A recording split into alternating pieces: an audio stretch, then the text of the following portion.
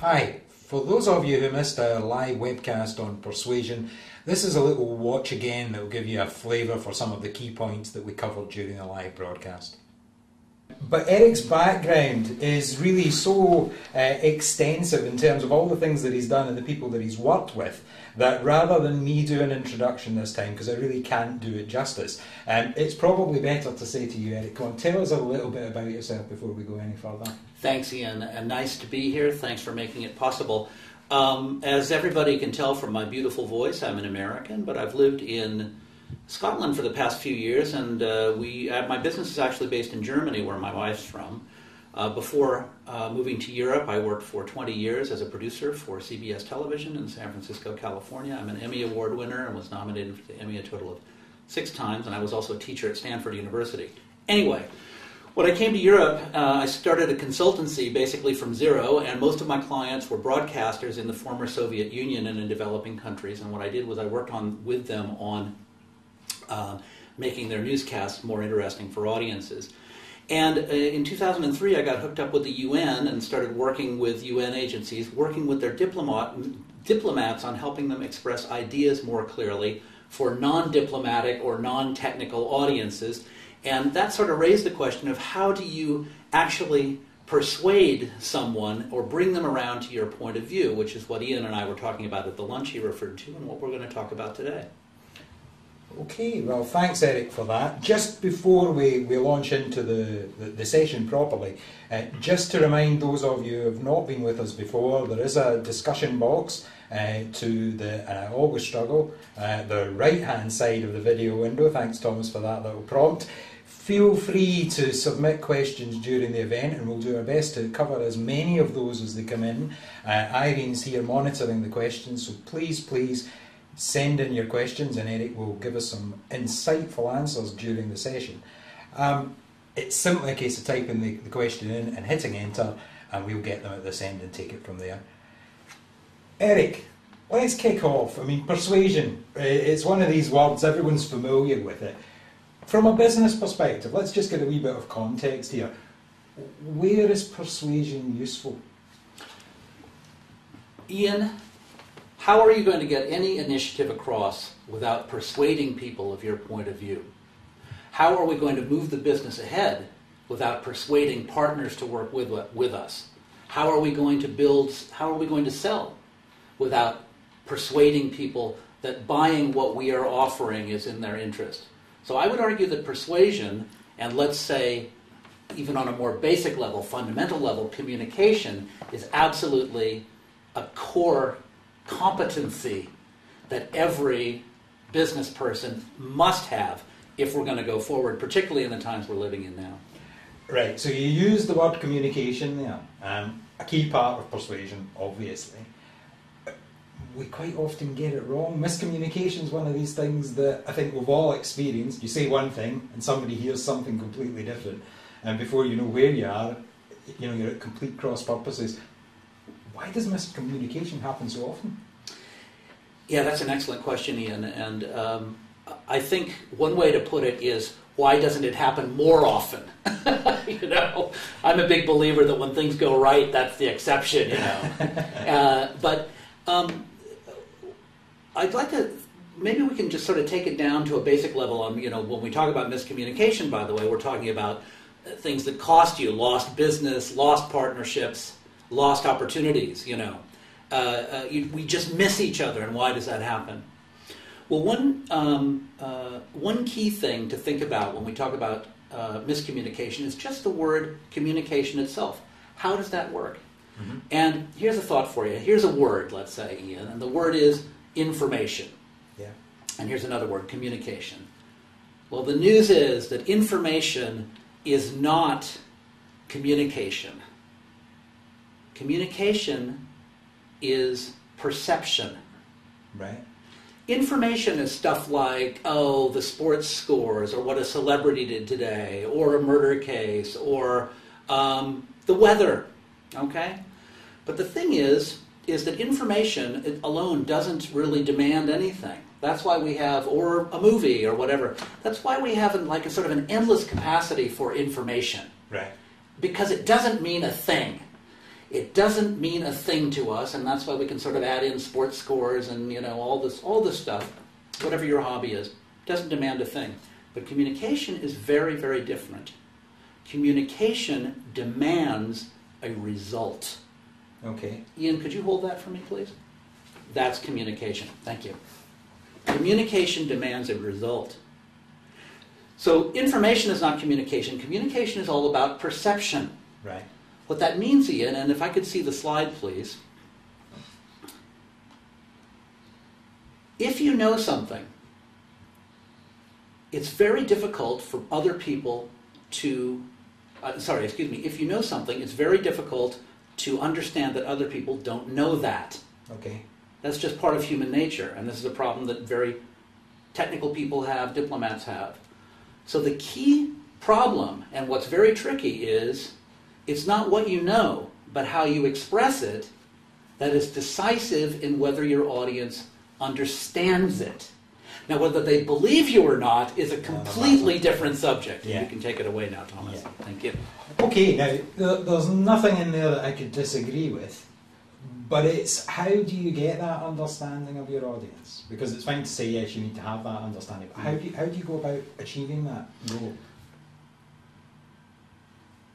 The key is a single word. Mm-hmm.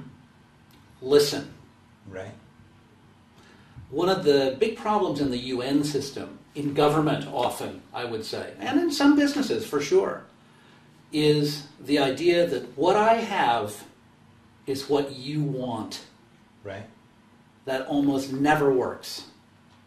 A better way is to think about your audience, and we can say that audience could be our customers, our stakeholders, our employees, the general public, the news media, whatever, you and me. All right. Yeah. And just think about a little bit what's important to that person. Mm-hmm. What's important to them? What's the most important thing to them? And today I can say that probably the most important thing to a lot of the people listening now is like, hey, will I have a business in a year? Will my customers pay me on time so I can pay my bills? These kinds of things. Yeah. Now these things we can fit all of those things under a category, and this is a straight out of communications theory, called shared values. Right. Now shared values are things that we all share as human beings. Mm-hmm. Let's say things like love, hope, job, religion, money, sex, family, kids, all these things. We all kind of share these. We experience these. These are our shared values as members of the human race, let's say. Right. And particularly, let's say, living in Western Europe. But the key concept is that different target audiences, to use a very jargonistic phrase, have different sets of shared values. Mm-hmm. And if you can understand what those shared values are of that audience you're trying to reach, then framing your question, your request, your idea in terms of their shared values is very resonant.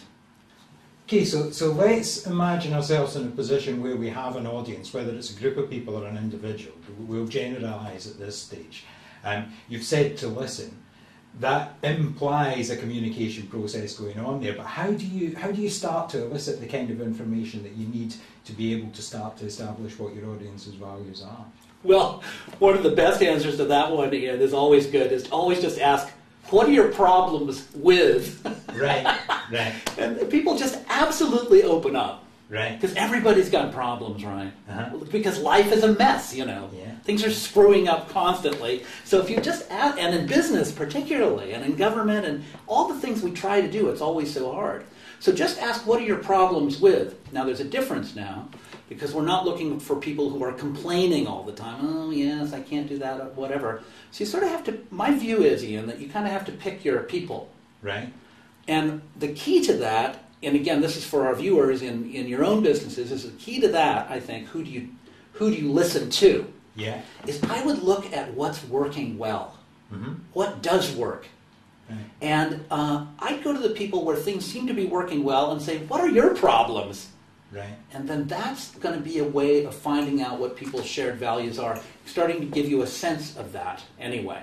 But for many people, though, the concept of going to someone and saying, especially someone where you think things are going well, and you then turn it to the negative and say, okay, what are your problems? It's opening a whole can of worms, isn't it? What if I can't deal with that can of worms that I'm opening? That's a good question. If I'm hearing you right, Ian, I think what you're talking about is fear. Essentially, yeah. Why should I open myself up to either A, criticism, or even more difficult, what if I can't answer their question? Yeah. What if I can't solve their problem? Yeah. I'd like to talk a little bit about how persuasion works to do that kind of thing, to answer questions. And I'd like to go to I want to talk, before we go to the slide, Thomas, sorry, I'd like to talk about a funny word about charisma. Mm-hmm. Charisma is, I think, there are a lot of misconceptions about that word. Right. It's not like some magnetic power that like people have, that you're drawn to them, they can persuade or whatever like that.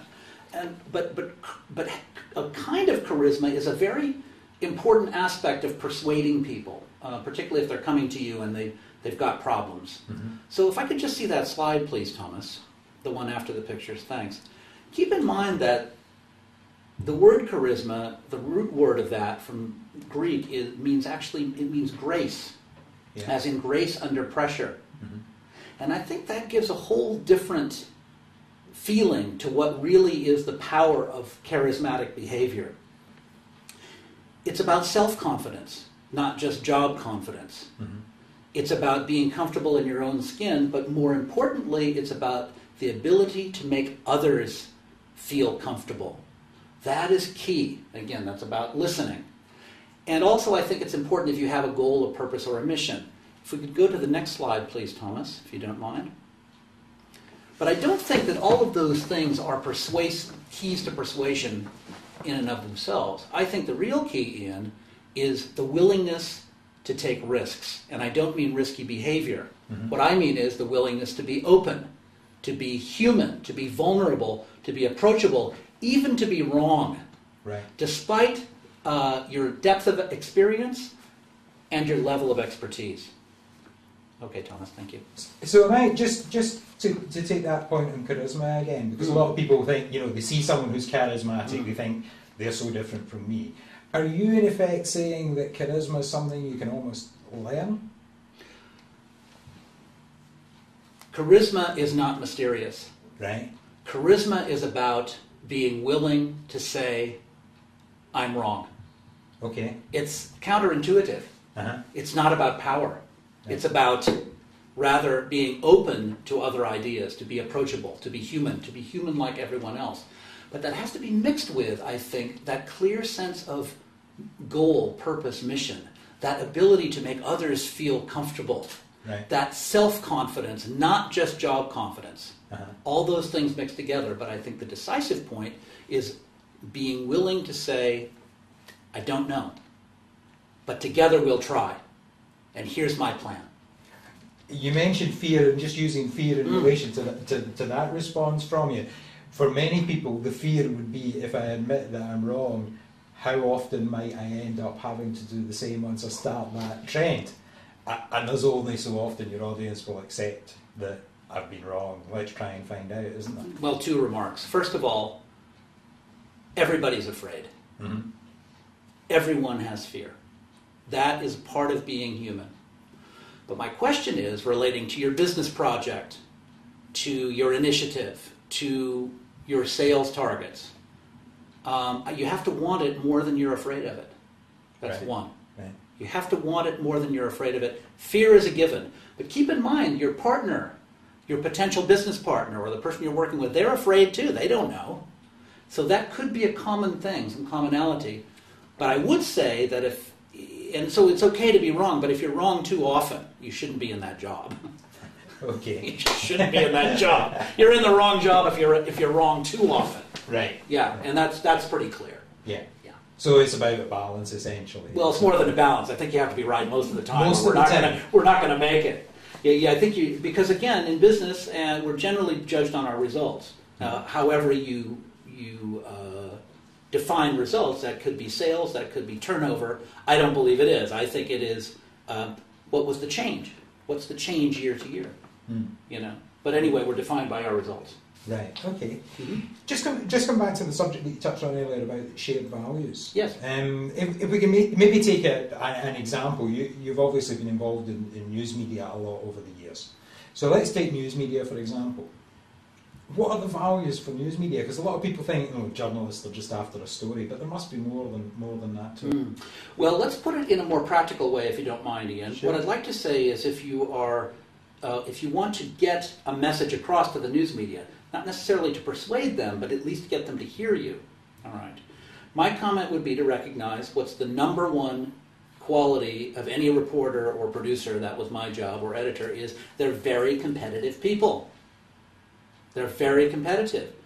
They are very skeptical. These are shared values, by the way. They are very skeptical of the motives of business, of government, and big institutions. Why? Well, because of experience, of course. Yeah. Never trust a PR person is a very common attitude among the news media, because they know PR persons are paid to mislead. They just are. They know that. Nothing negative about that. It's just they understand that's the role. And they also know their audience very, very well. So to put it in more practical terms, if you're trying to persuade someone in the news media, a good argument could be, no one will get this but you. Competitive. If you use this, your audience share will, for this particular program, will go up 3%. It would be nice if that could be guaranteed, but you're speaking their language. Okay, so you're latching on to a value that they have. To their shared values, and expressing your idea in terms they understand and that are important to them. Right. So, although we're talking about the news media there, you can see that being applied in all sorts of different areas. Take employees. Take employees, for example. Mm-hmm. Employees have a completely different set of shared values than the news media. What are employees looking for? Well, identity. Most employees identify strongly with their company. Mm-hmm. Most. Which is why they're so critical of management often. Because they identify so strongly with the company. It's very personal. Most employees value teamwork. Many do. Most employees take pride in what they do. They like innovation. Mm-hmm. They like solving problems. And of course they like the money. Okay? So, again, we're playing with this idea of shared values, and there are lots of different ways and many shared values. These are just a few right off the top. If we do this, you'll have a job in 1 year. Right. Okay, well, that's a pretty persuasive one. Yeah. That's a fairly kind of generic one. Yes. Yeah, and I can see the impact and the value of something like that. Okay. But if you wanted to dig a little deeper, if you wanted to really understand your employees' values, what's important? Everyone assumes it's about money, but it's not just money that brings people to work every day. For an employer, it can be hugely valuable to actually understand what it is that's important to people. How do you go about that? I would ask. And in fact, there's a study, quite a famous study done by Stanford in the 50s, mm-hmm. which asked people why they come to work and money was like 10th on the list. Right. But everybody comes to work for different reasons. Some people like to solve problems. Mm-hmm. Some people like to be part of a team. Mm-hmm. Some people just like to work here. Right. And I don't think there's any easy, simple way to do that. I think you have to engage. I think you have to talk to people. And again, don't talk to the complainers. It's not enough time for that. Right. When we want to move ahead, this is my recommendation anyway, there's just not enough time. Yeah. So if you want to move ahead, let's go ahead and talk to people what works, talk to those people, find out what's important to them. Okay. I think just now, let's just see, I think we've got some questions coming in from the audience just now. So Irene, have we got something there that you'd like to throw in? We'll see how we got on with that one, Eric. Sure. Tony asks a question. How does it work when you are that person who is willing to admit you're wrong, but you're dealing with a person who isn't and won't understand that it's okay to be wrong? How do you persuade them that this is right or an okay way to be? Thanks for the question, Tony. Well, the first thing I would say is, what is the nature of that relationship? Is that a colleague, or are you their boss? If it's the second one, obviously, someone has to be the boss, and eventually you have to make the decision. That's your job. If you're with a colleague, in other words, someone on the same level, maybe it's worth finding out more about them and finding out why exactly is it they don't really agree with you. Again, I want to be more specific than that, but I would just like to say, if people are giving you a message, I mean, they may not like you, which is possible. Well, that's possible. But I doubt that's it. Often, most of the times that's not it. What's really bothering them? Maybe you can talk with them about it. And I would say, do it one-on-one. One tactic that I have used with success when I've been in that situation is I've simply gone into an office, shut the door, and said, do you have a problem with me? And that often diffuses a lot of things, and then that leads to a very interesting conversation. And by the way, then you're on your own. I'm not here to give you any arguments for persuading. You need to come up with those because you know your subject better than I do. You know it. You're fluent in it. But again, that comes back to what I said about being willing to be open, approachable, human, even vulnerable, but do it one-on-one. Try it and see, but that would be my comment. Could I just come in there for a second, because Tony has come back on that, and he says, sorry to monopolise this, but what about where you're a business and they are a customer? Great question. Excellent question. Well, here's my remark, Tony. Yeah, the customer is usually right, but some customers are not worth it. They're just not. Just not. But in general, the customer is always right. I agree with that. But some customers are just not worth it. They are just not worth it. No matter what you're getting out of them, you're probably the pain and suffering that you're experiencing, sleepless nights or not paid bills or whatever it is that just bugs you, it may not be worth it. Some business is not worth having, frankly, even today. I think there's an interesting thing you can extend there, though. Customers are are not entities, they're people. They're made up of people. Yes, no question. So you come into a particular customer, one person very open, prepared to share values, prepared to tell you things, somebody else not so much. How do you deal with that? Because it's not really the customer that's too much trouble, it's an individual within that particular customer that's causing the problem for you. Okay, well now that's a very good point, Ian. The first thing I would want to make sure is that you are dealing with the buyer. That you're dealing with the person who signs the checks. And that person usually has a title like president or CEO, that you're not dealing with a gatekeeper, that someone maybe is a manager of human resources, unless they're a buyer, or a training manager, or a customer service manager, or something like that, that you're dealing directly with the buyer. Okay. That is the first step, for but sure. If the buyer is the person who's putting up the barrier, where do we go from there? I would go back to what I said previously, which is find out why. Right. Find out why. Talk to them. Uh-huh. Even go to the point of saying, do you have a problem with me? It could very well be that they just hate people who wear sweaters like this. Okay. But usually it's not that. It's something else. Maybe they had a bad experience with someone in your line. Mm-hmm. Maybe they had a bad experience with your predecessor. Maybe they heard about you from your bad predecessor and they don't trust you. Because that's the real point. What we're talking about, Tony, and you're not monopolizing, by the way, good questions. What we're talking about is trust. Without trust, nothing goes. So how do you build that trust? And it takes time. It takes a long time. Just very quickly, in my own consulting practice, my sales cycle is usually about 18 months from the first proposal until delivery of the first job. My record is 3 years. So it takes time. There's no shortcut for that. So you've talked there from a persuasion perspective in terms of the selling process. Mm-hmm.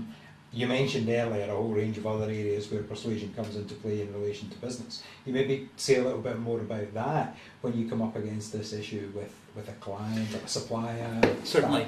I do want to specify or be very specific that what I sell. Actually, let me put it another way. I don't sell anything. I don't sell anything. And in fact, but again, I'm in a services industry, I'm a consultant. I don't sell a thing. Mm-hmm.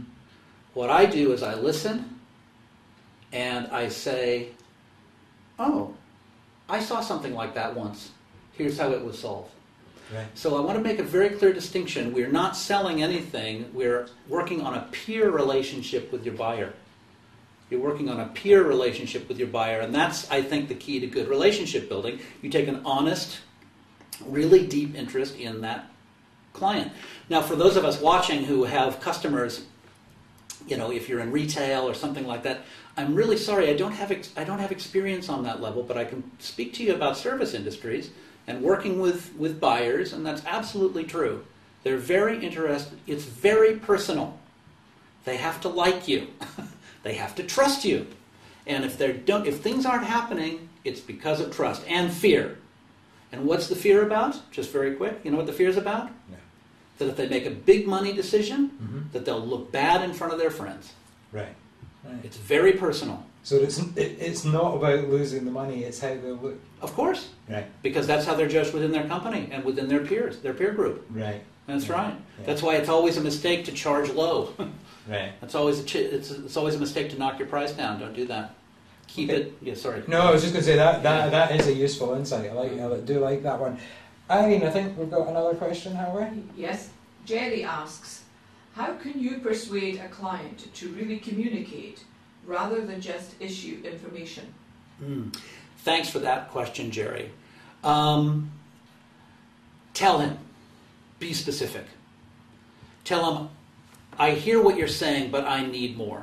Be honest. Again, that's my whole message, is just be honest, be open, be human. If you're not, and we all know in business, if it just doesn't feel right, it's just not going right, don't hold it in.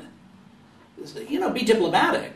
And because obviously you want the business, or I hope you do, otherwise you wouldn't be there. But just say, I'm hearing this. And let me also say something about buyers. Oftentimes, the people at the top of a company are lonely people. It's lonely at the top, right? What that means is that they often have to make decisions themselves. Often they feel people don't understand them. Often they feel like they've got to make really tough decisions. It's on them. Connect with that would be my comment. And Jerry, if your buyer or potential buyer is only giving you information, have some specific questions for them of what you need. I need you to communicate with me a little more. What are the problems with your business?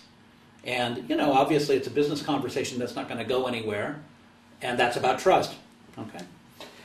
Now, listening to you, Eric, I think we can't have this session without bringing up, I suppose, what we might call the American question. Yeah. What is the American question? Well, Ian? You're American. Yeah. Americans, our perception, and I'm speaking in broad generalisations, right, okay. but Americans find it really easy to be upfront, be open, and essentially say it like it is. That's the way we see people from the States. Right. Yeah. Lots of people in the UK, in Scotland and England, all over the UK actually, find it much more difficult to be that open. It's a kind of cultural thing. Yeah. How do we overcome that? Well, should we overcome it, or is it about style? Well, the first thing I would say is, of course, I've worked now, and my clients are in more than 30 countries, which include a lot of developing countries, a lot of cultures much different than my own. We don't share the same language, for example. So the first thing I would say to that is, everywhere I have traveled, from Africa to Malaysia to Indonesia to all over Russia and Eastern Europe to all over Europe, people are hungry for methods. They want practical methods that will help them succeed in business. Mm-hmm. So remember the old Kipling poem, East is East and West is West? Mm-hmm. And if you read to the end, you realize it's just good people. Yeah. So I'm a big subscriber to that. But also about the Americanness, I believe in that I certainly believe, I'm very proud of my Americanness, and I think it's interesting in a business situation, whether you're from the States or if you're from the UK or you're from Germany where we live, there's always going to be some cultural stereotypes going into that meeting. Sure. They're expecting you to behave a certain way. So what I try to do is I try to fulfill as many of those stereotypes as I can and break specific ones. Okay. Break specific ones? That's right. Yeah? Well, for example, a big hit on Americans is they don't know anything about the rest of the world. Right. Another hit on Americans is that they are very warlike right now. Mm-hmm. That they're not responsible with money. Mm-hmm. That these are some negatives. Positive things about Americans are they're very innovative. They're very flexible. Right. They're very friendly, as you said, which I do see as a positive. And I might add, even though Scotland, by the way, we love Scotland. I love this. it's good here. Jokes are good here. Humor is good here. Farther south, it's a little more reserved. Okay, but I would say that we should never be. Don't try to be an American, you know. And I know you would want that. Be true to your own culture, but use some of the ideas that I'm talking about within the context of your culture is my message. Right. So it's if you're comfortable with it, or finding a way of adapting what you're talking about to fit with your own style, your own personality. Is that do it your own way. Yeah. I'm not here to tell you what to do. Do it your own way within your context. But again, it's the result that counts. And if you're not getting the results that you want, you should maybe think about your methods. Can we just look at persuasion again, just a bit? How would you characterise how it actually works in practice?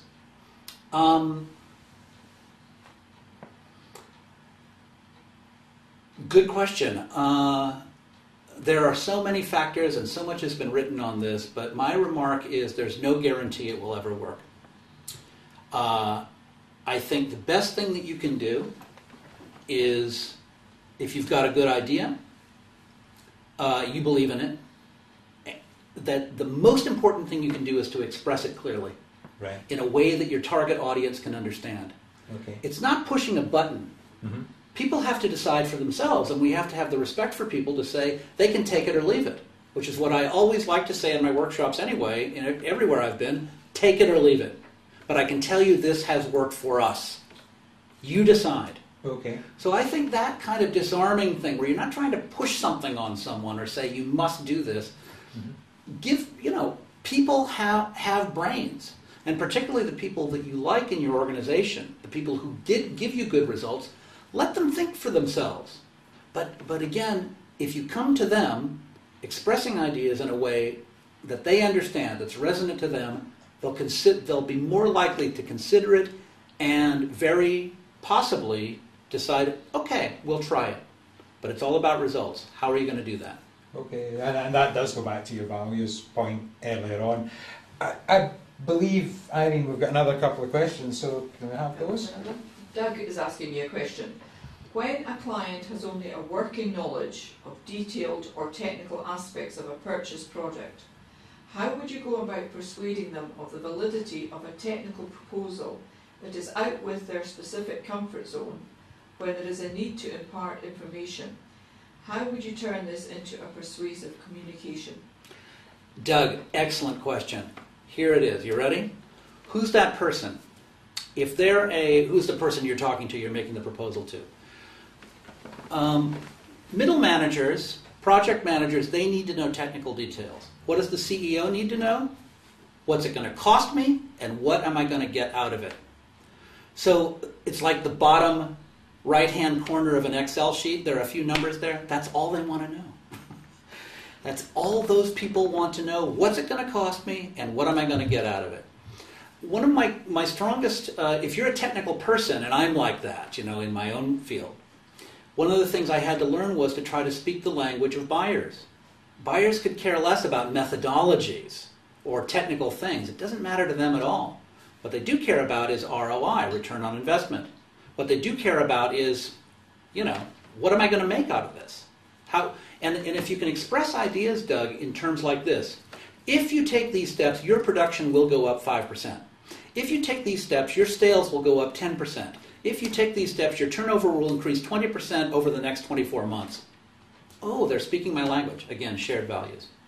Okay, now that's interesting. That also raises, I suppose, the question of, businesses that are selling, yes, to private sector clients where return on investment and margins are important.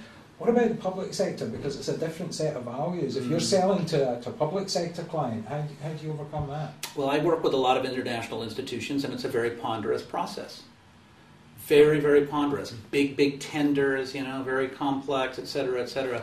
I can't speak for anyone in our audience, but I can tell you that once you're in, you still have to go through that process, but it's much easier. Why? Because they trust you. Right. So it's all about trust. And, it can be kind of clannish, let's say, in government, around here, for sure. But, you work with who you trust. It's breaking into that barrier, so that's the challenging thing, is to trust, and I think the only way to trust is to win a project, really outperform well, which I hope you will do anyway. And remember, any project has to be a win-win thing. They've got to feel they got the best value, the best deal, and you have to feel I got paid fantastically for that. You can't go into a project feeling, oh, I'm going to take less, for this. I would advise against that completely. You both have to feel good. But again, it's just about trust and building trust with buyers. It's very personal. Okay. Personal, professional. What about the skeptics then? What about the people who just seem completely opposed to you? Do you just give up, or would you have advice on that? Yeah, that's a good one. Well, let's just say, first of all, some people just will never agree. And particularly, now we live in these sort of very divisive times. But I would say my first comment about that, Ian, would be to say, just accept that some people are never going to agree. That's number one. But if you want to try to persuade the skeptics, if someone says to you, you don't know what you're talking about, just remind them, actually, I do know what I'm talking about. Right. And, for example, give your CV. And I literally mean that. I've done this. Here's who I've worked with. These were my results. That's very persuasive.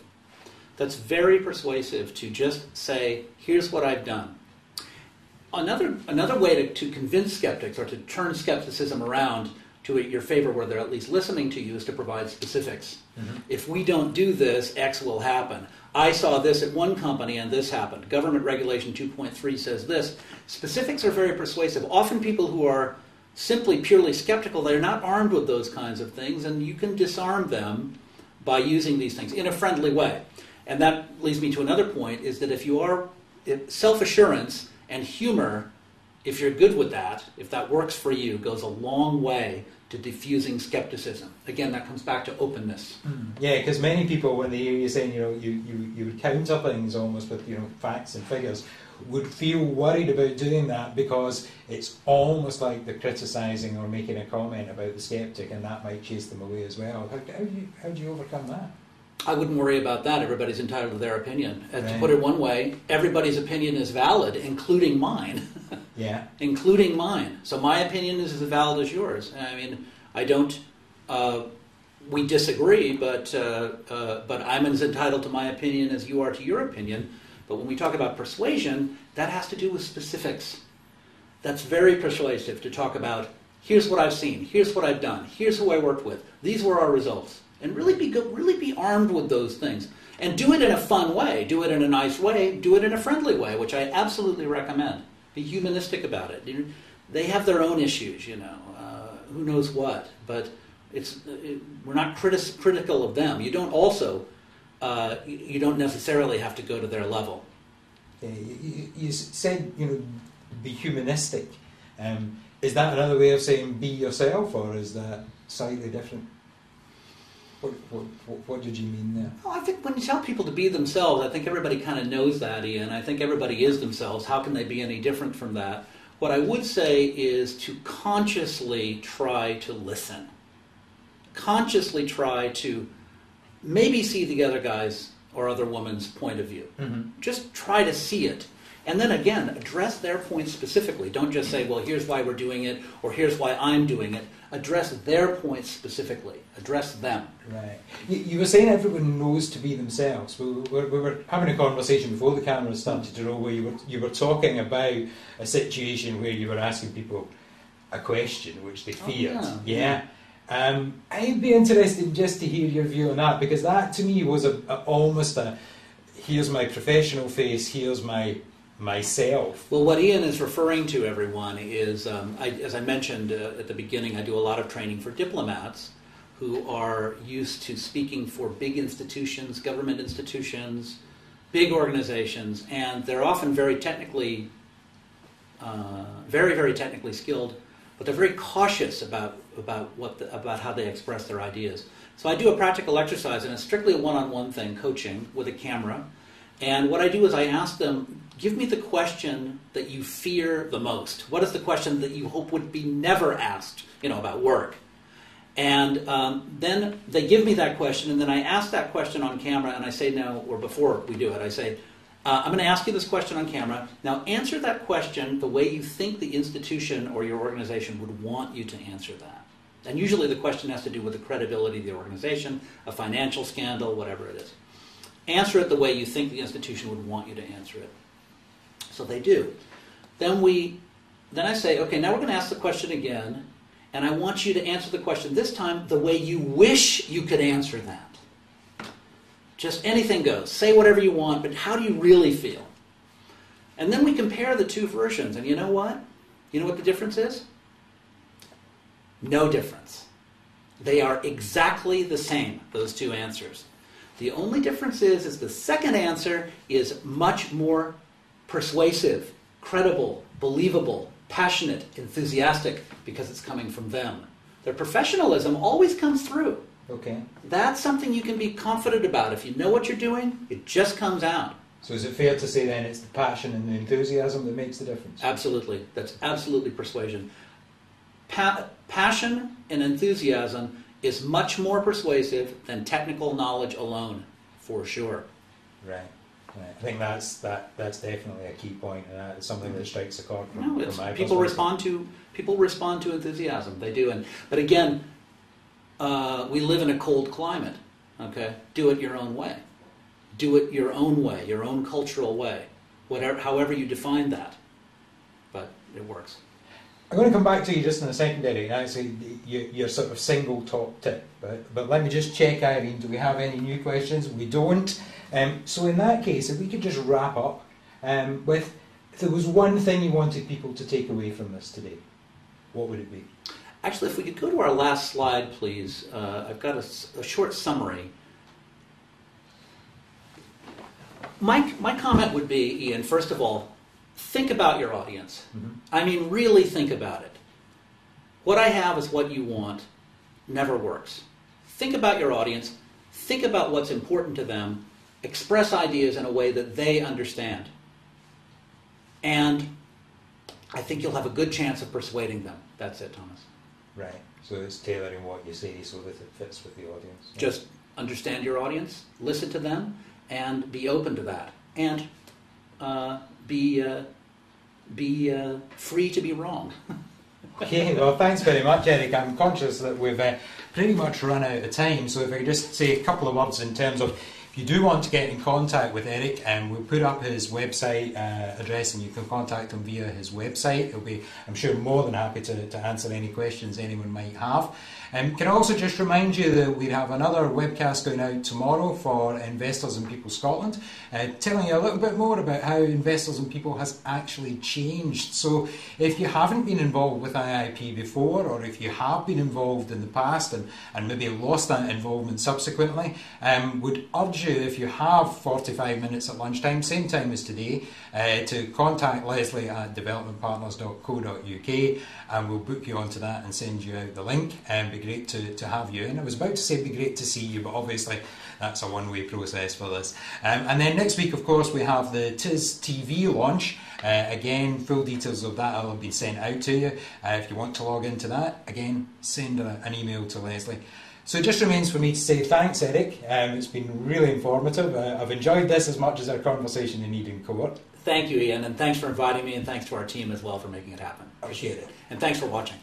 Thanks a lot from everyone here at DP, and we hope to see you again soon.